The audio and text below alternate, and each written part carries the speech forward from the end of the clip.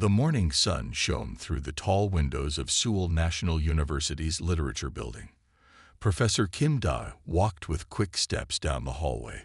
His leather shoes made sharp sounds against the floor.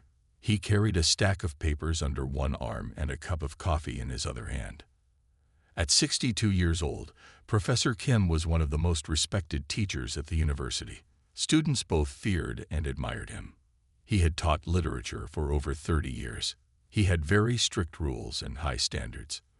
Many students failed his classes, but those who passed felt proud.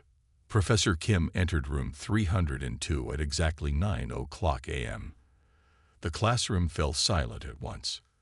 25 students sat up straight in their chairs. They all knew Professor Kim did not like laziness or disrespect. "Good morning, class," Professor Kim said, placing his papers on the desk. "Today is an important day, not just for this class, but for all humans." The students looked at each other, confused. Professor Kim was usually very direct and didn't make mysterious statements. "As you all know," he continued, 3 months ago, humanity made first contact with the Ardreni." Everyone nodded. The arrival of the alien ships had changed everything. The Ardreni came in peace, wanting to establish relations with Earth. They were an advanced civilization from a star system 50 light-years away. "The Ardreni have been observing us for decades," Professor Kim said. "They find humans fascinating. They want to understand what makes us different from other species they have met." Hanjo sat in the back row, listening carefully. As one of the few foreign students in the class, he often kept to himself. Han had come from Nigeria as an exchange student 6 months ago. His dark skin and tall frame made him stand out among the Korean students. "This brings me to your new assignment," Professor Kim announced. "You will write an essay on humanity's place in the cosmos. What makes humans special? What do we offer to the galaxy that no other species can?"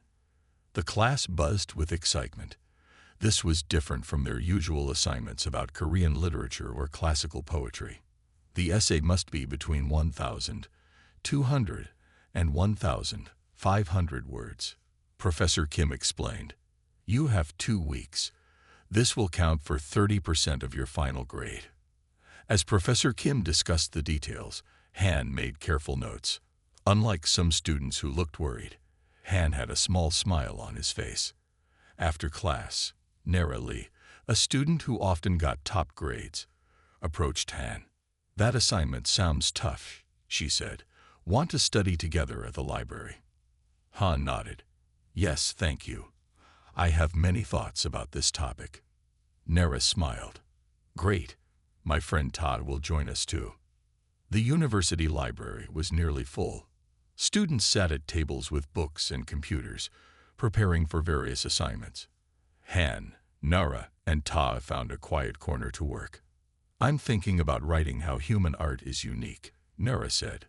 "The Ardreni don't create art for emotional reasons like we do." Ta nodded. "Good idea. I might focus on human adaptability. We've survived so many challenges as a species." They both looked at Han. "What about you?" Tai asked. Han hesitated before answering. "I want to write about human resilience, not just physical survival, but our psychological strength." "That sounds deep," Nara said. "Have you studied psychology?" "A little," Han said. His eyes had a distant look. "I've read many books about how humans respond to new situations." Over the next week, the three met regularly to discuss their essays. Nara and Ta noticed that Han had unusual knowledge about the Ardreni and other theoretical alien civilizations. When they asked, Han simply said he read a lot of scientific articles. "The Ardreni evolved in a world without predators," Han explained one day. "They never developed the fight-or-flight response that humans have. This affects how they think and make decisions." "How do you know that?" Tai asked, surprised. "That information isn't in our textbooks." Han looked uncomfortable. "I read it in a scientific journal. Let's focus on our essays." 2 weeks passed quickly. On the day the essays were due, students submitted their work to Professor Kim with nervous faces. Han handed in his paper with quiet confidence. That evening, Professor Kim sat in his office reading through the assignments. Most were exactly what he expected: basic ideas about human creativity, intelligence, or adaptability. Good, but not remarkable. Then he reached Han Zhou's essay. The title read, "The Cosmic Value of Human Struggle: Why Advanced Species Need Our Perspective." As Professor Kim read, his expression changed from interest to disbelief to suspicion. Han's essay was unlike anything he expected from an undergraduate student. It contained complex ideas about quantum consciousness, detailed information about the Ardrani biology that wasn't public knowledge, and sophisticated theories about interspecies psychology. One paragraph particularly caught his attention. Unlike the Ardrani, whose civilization developed through peaceful cooperation due to their hive mind tendencies, humans evolved through both competition and cooperation. This dual nature creates a cognitive dissonance that, while sometimes causing internal conflict, also generates our unique creative problem-solving abilities. The neural pathways formed by resolving these opposing drives give humans an advantage in understanding complex ethical dilemmas that purely logical species cannot grasp. Professor Kim put the paper down and rubbed his eyes. This wasn't student work. It couldn't be. The knowledge, the writing style, the insights, they were all at a level far beyond an undergraduate, especially a foreign student still learning academic Korean. This is plagiarism, Professor Kim muttered to himself. It has to be. He turned to his computer and began searching for the sources Han might have copied. After 2 hours of searching academic databases, he found nothing. But his suspicion remained strong. No student, especially not a foreign exchange student, could have written this. The next morning, Professor Kim asked his assistant to send a message to Han Zhou, requesting a meeting that afternoon. Han received the message during his morning class. His heart sank. He knew what this was about. It had happened before, in other schools. Teachers never believed the work was his own. At 3:00 p.m., Han knocked on Professor Kim's office door. "Enter," came the stern voice from inside. Han stepped into the small office. Professor Kim sat behind a desk covered with books and papers. Han's essay lay on top. "Mr. Zhou, please sit down," Professor Kim said, not looking up. Han sat in the wooden chair across from the desk. The room felt cold despite the spring warmth outside. "I've read your essay," Professor Kim finally said, looking directly at Han. "It's quite remarkable." "Thank you, Professor," Han replied quietly. "Too remarkable. In fact," Professor Kim's voice hardened, "this is not undergraduate work. The knowledge of Ardrani psychology alone would require access to information not available to students." Han took a deep breath. "I researched very carefully, Professor." "Research?" Professor Kim raised his eyebrows. "Mr. Zhou, this paragraph about quantum consciousness as a uniquely human advantage. This combines graduate-level theoretical physics with advanced synapsych. Are you seriously claiming you wrote this yourself?" "Yes, Professor, I did," Han said firmly. "I've always been interested in these subjects." Professor Kim's face showed clear disbelief. "Mr. Zhou, plagiarism is a serious offense. If you tell me now where you got this material, the consequences will be less severe." "I didn't plagiarize anything," Han said, his voice still calm, but his hands tightly gripping his knees under the desk. "Every word is mine." "Then explain how you have access to this level of information about the Ardrani," Professor Kim demanded. "Some of these details aren't even published in academic journals yet." Han looked down. He couldn't explain without revealing things he wasn't ready to share. "As I thought," Professor Kim said, interpreting Han's silence as guilt. "I'm giving you one chance. Rewrite the essay with your own ideas, using proper undergraduate-level research. You have 1 week. Otherwise, I'll have to report this to the Academic Integrity Committee." Han stood up slowly. "I understand, Professor, but I want you to know that the work is mine." Professor Kim didn't respond. Han left the office, closing the door quietly behind him. Outside, Han leaned against the wall and closed his eyes. Once again, his knowledge had become a burden rather than an asset. He had tried to hide who he was, to experience university like a normal student, but it seemed impossible. As Han walked across the campus, his phone vibrated with a message. He looked at the screen and stopped walking. It was from the university president's office. "Mr. Joe, we've just been informed that the Ardrani ambassador, Xel Tureth, has requested to visit our campus next week. Surprisingly, he specifically asked to meet with you. Please come to my office tomorrow at 10 a.m. to discuss this matter." Han put the phone back in his pocket. Things were about to get complicated. Han stood outside the university president's office, straightening his jacket. He had arrived 10 minutes early for the meeting. His mind was racing with thoughts about what to say and what not to say. President Park was known for his efforts to make Seoul National University more international. Having the Ardrani ambassador visit was a huge opportunity. Han knew this meeting would change everything. The president's assistant opened the door. "Mr. Joe, President Park will see you now." Han entered the large office. President Park, a man in his 60s with silver hair and kind eyes, stood up from behind his desk. "Mr. Joe, thank you for coming," President Park said, shaking Han's hand. "Please, sit down."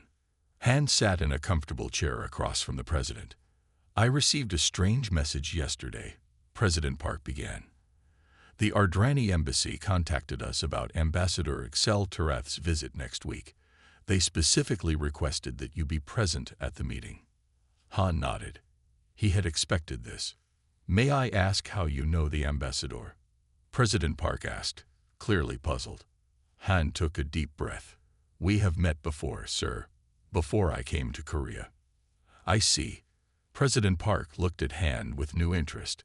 "The Ardrani have met very few humans directly. This is quite unusual." "Yes, sir." "Well, whatever the reason, this is a great honor for our university. The ambassador will visit next Thursday. There will be a small reception, and then a meeting with selected faculty and students." Han nodded again. "Thank you for informing me, sir." As Han stood to leave, President Park added, "Mr. Joe, is there anything else I should know before this visit?" Han paused at the door. "Not at this time, sir, but things might become clearer next week." The news spread quickly across campus. The Ardrani ambassador was coming, and for some reason, he wanted to meet Han Joe, the quiet exchange student from Nigeria. In the cafeteria at lunch, Nara and Ta found Han sitting alone.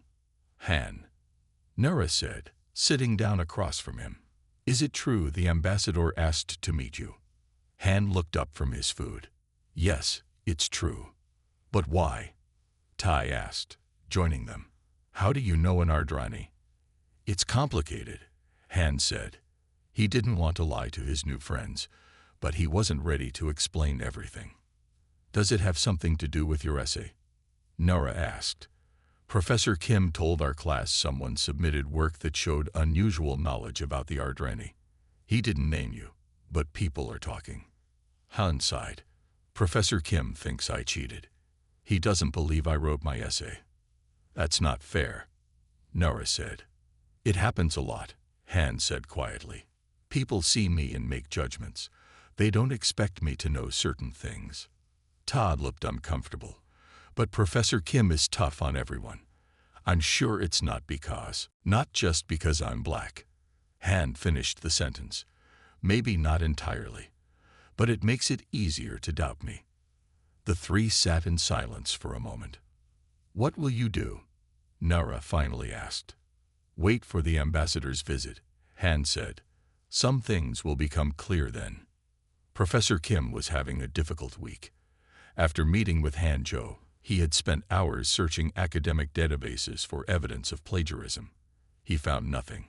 Yet he remained convinced that no undergraduate student could have written that essay. Now, hearing about the ambassador's request to meet Han, he felt even more confused. He was in his office reviewing Han's essay again when there was a knock at his door. "Come in," he called. "Professor Jun Yoon, head of the Xenolinguistics department, entered. Jun was younger than Kim, in his early 40s, and had been one of the first humans to learn the Ardrani language. "Dai, do you have a minute?" Jun asked. "Of course, Chum, what can I do for you?" Jun sat down and looked serious. "I'm here about a student. Hanjo." Professor Kim frowned. "What about him?" "I heard you accused him of plagiarism."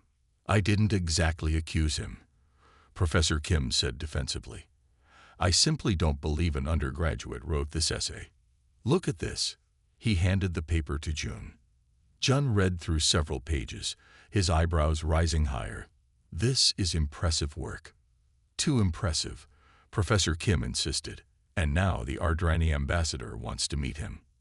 Something strange is happening." Jun put the essay down and looked directly at Professor Kim. "Dai, have you ever heard of O.H. Joseph?" Professor Kim thought for a moment. "The name sounds familiar. An author?" "More than that," Jun said. O.H. Joseph wrote Echoes Between Stars, Human Consciousness in an Alien Universe. It won the Pulitzer Prize last year. It's the book that many believe helped prepare humanity psychologically for first contact. "I remember now," Professor Kim said. "But what does this have to do with Hanjo?" "O.H. Joseph is a pen name," Jun explained. "The author's real name is Olufemi Han Joseph. He shortened it to Hanjo when he enrolled here as an exchange student." Professor Kim's face went pale. "Are you saying my student is a Pulitzer Prize winner?" Jun nodded. "Not just that. Before the Ardrani publicly announced themselves, they made contact with a small group of human scientists and thinkers. Han was one of them, despite his young age. His theories on interspecies communication were groundbreaking." Professor Kim sat back in his chair, shocked. "But why would such a person come here as a regular student? And why not tell anyone?" "From what I understand, he wanted a normal experience," Jun said. "To learn without the weight of his reputation. The university administration knew, but kept it quiet at his request." Professor Kim looked down at Han's essay with new eyes. He had judged the young man unfairly, assuming he couldn't be the author of such advanced work. "I've made a terrible mistake," he said quietly. The next day, Professor Kim asked Han to meet him after class. Han entered the office cautiously. "You wanted to see me, Professor." "Yes, Mr. Joe. Please, sit down." Professor Kim's tone was different now. Respectful, almost nervous. "I owe you an apology," Professor Kim said directly. "I made assumptions about your work that were unfair and incorrect." Han looked surprised. He hadn't expected this. "Professor Jun Yoon informed me of your background." Professor Kim continued. "I should have considered all possibilities before questioning your integrity." Han nodded slowly. "Thank you for the apology, Professor, but I want you to know that I came here to be treated like any other student. I don't want special treatment." "I understand," Professor Kim said, "but I judge you by appearance and expectations, not by the quality of your work. That was wrong of me." "Many people do the same," Han said. "They see a black student from Africa and make assumptions about what I can or cannot know." Professor Kim looked uncomfortable, but nodded. "Yes, I'm ashamed to admit that was part of my reaction. Your essay was exceptional, and instead of considering that you might be exceptional, I suspected dishonesty." The two sat in silence for a moment. "The ambassador's visit is in 2 days," Professor Kim finally said. "Will your identity become public then?" Han sighed. "Probably. Zel Turath isn't known for subtlety. He'll likely address me by my full name and title. How would you like me to handle this with the other students?" "Let's wait and see what happens at the reception," Han said. "For now, I'd appreciate if you kept this between us." Professor Kim nodded. "Of course. And your essay, it was truly remarkable. I have some questions about your theory of quantum consciousness, if you wouldn't mind discussing it sometime." For the first time since they met, Han smiled genuinely. "I'd like that, Professor." As Han left the office, he felt a weight lift from his shoulders. One hurdle had been cleared. But the ambassador's visit would bring new challenges. That evening, as Han walked back to his dormitory, his phone rang. The screen showed a number he recognized, the Ardrani embassy. "Hello," he answered. "Hanjo," came the distinctive voice of an Ardrani. Their way of speaking Korean always sounded slightly musical. "This is Kir Valeth, assistant to Ambassador Excel Tureth." "Good evening, Kir Valeth. How can I help you?" "The ambassador wishes to inform you that during his visit, he plans to announce the new galactic initiative. He believes your university would be the perfect place to introduce it." Han stopped walking. The new galactic initiative was a major diplomatic program, offering Earth membership in the Galactic Council decades earlier than originally planned. "Why announce it here?" Han asked, though he suspected the answer. "The ambassador believes your presence adds significance. Your work helped convince the Council that humans are ready. He wishes to acknowledge this publicly." Han closed his eyes. His quiet life as a student was about to end. "Please thank the ambassador," he said. "I'll be prepared." As he put his phone away, Han noticed Nara and Ta walking toward him. They had clearly overheard part of his conversation. "Han," Nara said, her voice filled with confusion. "What's going on? Who was that? What work were they talking about?" Han looked at his friends and realized it was time for honesty. "Let's find somewhere quiet to talk," he said. "I have a lot to explain." Han led Nara and Ta to a quiet corner of the campus garden. Few students came here in the evening. The three sat on a wooden bench under a large oak tree. The setting sun painted the sky orange and pink. "What I'm about to tell you stays between us until after the ambassador's visit," Han said. His friends nodded, their faces serious. "My full name is Olufemi Han Joseph," he began. "Before coming to Seoul, I wrote a book called Echoes Between Stars, Human Consciousness in an Alien Universe.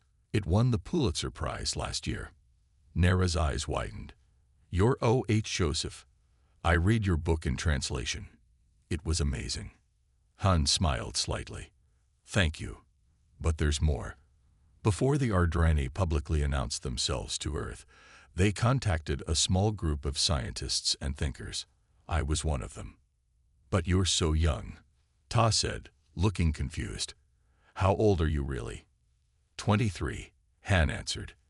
"I finished my first doctorate at 19. Nara and Tai stared at him in shock. "Why are you here as a regular student?" Ta finally asked. "And why keep it secret?" Han looked at the darkening sky before answering. "Fame changes how people treat you. I wanted to experience university life normally, to make friends who liked me for myself, not my reputation. So all those times we studied together," Nara began. "I was just being your friend," Han finished. That part was real. They sat in silence for a moment. "The ambassador's visit will change things," Han continued. "He plans to announce something important, and he'll probably reveal who I am in the process." "What will you do after that?" Tai asked. Han shrugged. "Continue my studies, I hope, just with less anonymity." Nara put her hand on Han's arm. "We're still your friends, famous or not." Han smiled, feeling relieved. "Thank you. That means a lot." As they walked back to the dormitories, Han felt lighter. Whatever happened at the ambassador's visit, at least he had true friends by his side. The day of Ambassador Excel Turath's visit arrived. The university had transformed its main hall into a reception area. Flowers decorated the tables, and the university orchestra played soft music. Important people from government, academics, and media filled the room. Professor Kim stood near the entrance, greeting guests. He felt nervous knowing what might happen today. He had spent the last 2 days reading Han's book and was amazed by the depth of thought. The fact that he had dismissed the young man's work now seemed unforgivable. At exactly 2:00 p.m., the doors opened, and Ambassador Excel Turath entered. At 8 feet tall, with iridescent blue-green skin and 4 arms, the Ardrani was an impressive sight. Though the humans had seen images of the aliens, seeing one in person still caused gasps of awe. President Park stepped forward. Ambassador Excel Tereth, welcome to Seoul National University. We are honored by your presence. The ambassador bowed slightly. His voice was deep but musical when he spoke. Thank you, President Park. I am pleased to visit this center of human learning. The formal introductions continued as the ambassador met various officials. Professor Kim watched Han, who stood quietly with other students near the back of the room. Han seemed calm, but Professor Kim noticed his hands were tightly clasped behind his back. Finally, President Park addressed the gathered crowd. Distinguished guests, faculty, and students, please welcome Ambassador Excel Tereth, who wishes to share an important announcement. The ambassador moved to the center of the room. His large eyes scanned the crowd. People of Earth, he began, his voice carrying easily through the hall. 1 year ago, our civilizations made first contact. Today, I bring news that will further strengthen our bond. The room was completely silent. The Galactic Council has voted to offer Earth early membership in our interstellar community. This is unprecedented. Usually, a species must wait a century after first contact before being considered. Excited whispers filled the room. This was major news. This decision was influenced greatly by the work of one human, the ambassador continued. A young mind who understood the true meaning of cooperation between different species. Professor Kim saw Han take a deep breath. Dr. Olufemi Han Joseph, please join me, the ambassador called. All eyes turned to Han as he walked forward. The room erupted in confused murmurs. Isn't that the exchange student? Did he say Dr. Joseph, the author? Han stood beside the ambassador, looking small next to the alien's tall form.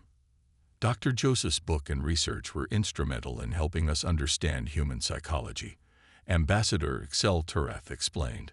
His theory that human resilience stems from our diverse experiences and challenges helped convince the Council that Earth was ready for membership. Professor Kim watched the faces around him. People were shocked, especially the students who had known Han only as a quiet exchange student. Dr. Joseph chose to study at your university without using his reputation, the ambassador continued. This humility impressed us. It shows the best of human character. President Park, who had known Han's identity all along, stepped forward. We are honored that Dr. Joseph chose our university, and we are even more honored by this offer from the Galactic Council. Han finally spoke. His voice was clear and confident. Thank you, Ambassador. This opportunity means a great deal for humanity's future. As the formal speeches ended and people began to mingle, Han found himself surrounded by people asking questions. Reporters pushed forward with cameras and microphones. Students who had barely noticed him before now wanted to talk. Through the crowd, Han saw Professor Kim standing alone by the wall. He excused himself and walked over to his teacher. Quite a revelation, Professor Kim said quietly. Han nodded. Not how I planned to finish the semester. I want to apologize again. Professor Kim said, when I read your essay, I should have seen brilliance, not suspected cheating. You saw something unexpected and looked for a simple explanation. Han replied. It's human nature. But it was wrong. Professor Kim insisted. I've been teaching for 30 years, and I still have these biases. It makes me wonder how many other students I've misjudged. Before Han could respond, a reporter approached them.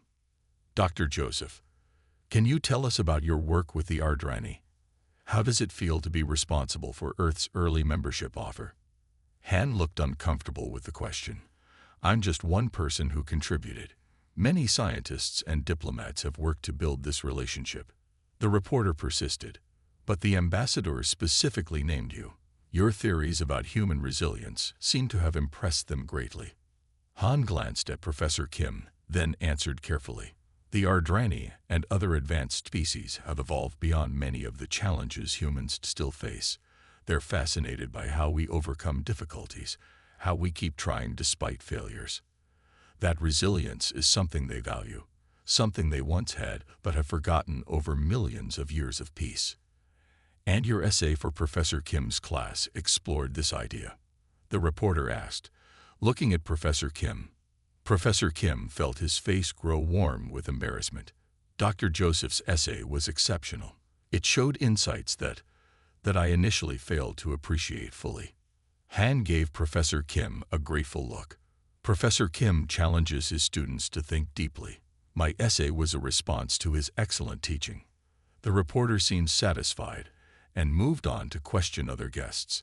When she was gone, Professor Kim turned to Han. Thank you for that kindness. I didn't deserve it. We all make mistakes, Professor, Han said. What matters is learning from them. Across the room, the ambassador was watching them. His large eyes seemed to see more than just the physical forms before him. He's very interested in human interactions, Han explained, noticing Professor Kim's discomfort under the alien's gaze, especially how we resolve conflicts. And what will you tell him about our conflict? Professor Kim asked. Han smiled.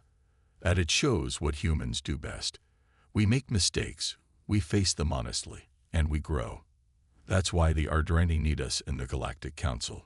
Many species know how to be perfect, but few remember how to learn from imperfection. As the reception continued around them, Professor Kim realized he was witnessing something historic, not just in the ambassador's announcement, but in the wisdom of the young man beside him, a student he had judged unfairly, who now taught him a profound lesson about humanity's place in the cosmos. 2 weeks had passed since Ambassador Xel Tarath's visit. The news of Earth's invitation to join the Galactic Council had spread worldwide, and with it, Han's identity had become public knowledge.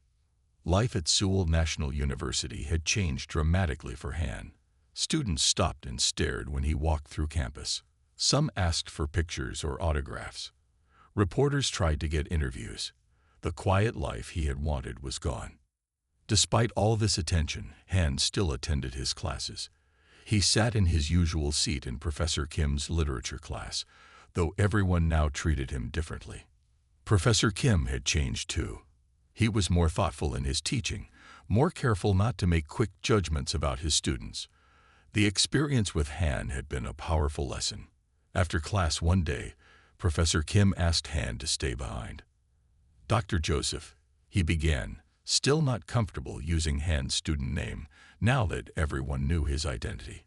Please, just Han is fine in class, Han interrupted gently. Professor Kim nodded.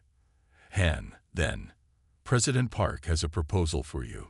He asked me to tell you about it first, to get your thoughts. What kind of proposal? Han asked. The university wants to create a new program, Interspecies Communication and Culture. They want you to teach a course next semester. Han looked surprised. Me? Teach here? Yes, you would still be a student in your other classes, but you would also be a special lecturer. Professor Kim smiled slightly. It would be an unusual situation, but these are unusual times. Han thought for a moment. I would need to adjust my research schedule, and I'd have to prepare course materials. So you're considering it? Professor Kim seemed pleased.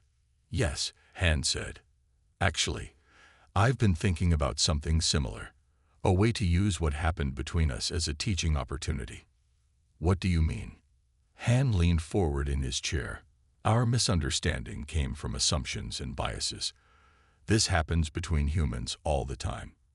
Imagine how much more common it will be between different species. Professor Kim nodded slowly. An interesting perspective. What if we taught the course together? Han suggested. Your expertise in literature and communication combined with my knowledge of interspecies psychology. Professor Kim looked surprised, then thoughtful. A collaboration. That could work well.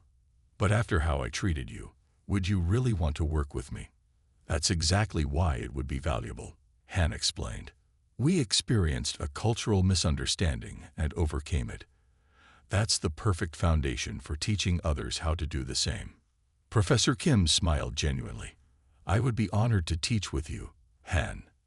The next day, President Park called Han and Professor Kim to his office to discuss the proposal. He was immediately enthusiastic about their collaboration. "This is excellent," President Park said. "Seoul National University will be the first on Earth to offer such a program, and having both of you teach it gives the course depth and practical application." They spent the next hour discussing details. The course would begin in 3 months, at the start of the new semester.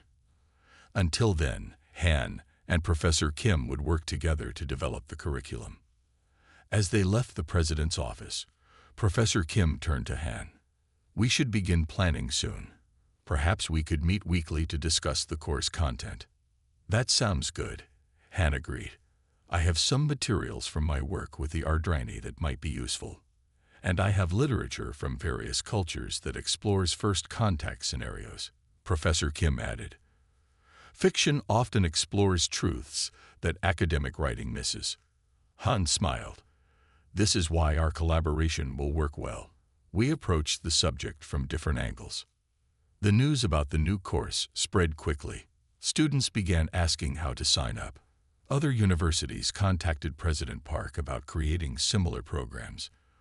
What had started as a simple proposal was becoming a movement.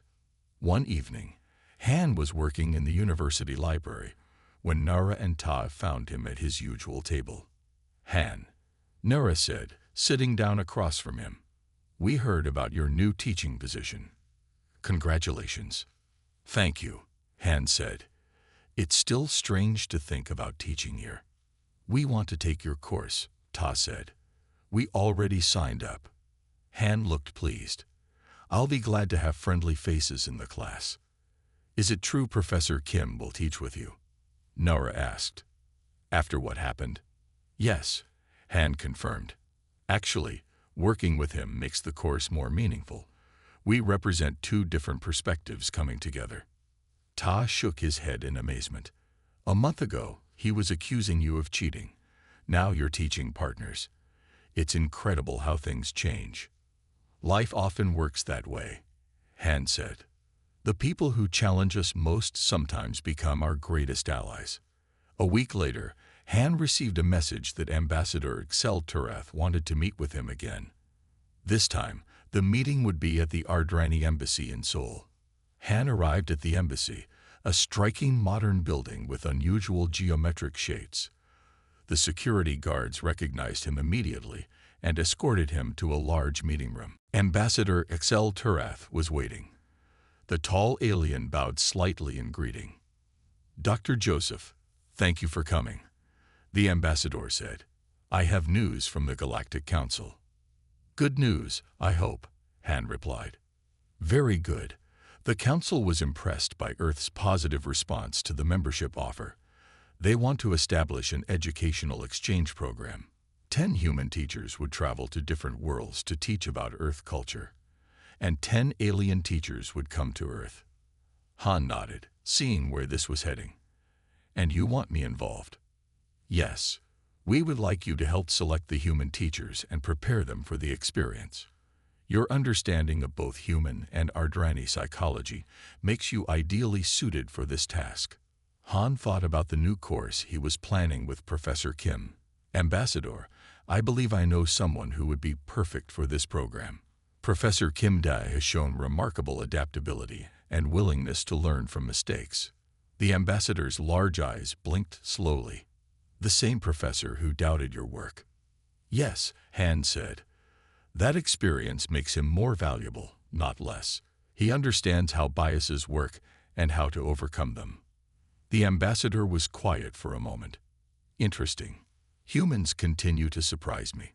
Most species would hold on to such an insult, but you see it as a qualification. It's part of what makes humans resilient," Han explained. "We can turn negative experiences into growth opportunities." "This is why the Council voted for early membership," the ambassador said.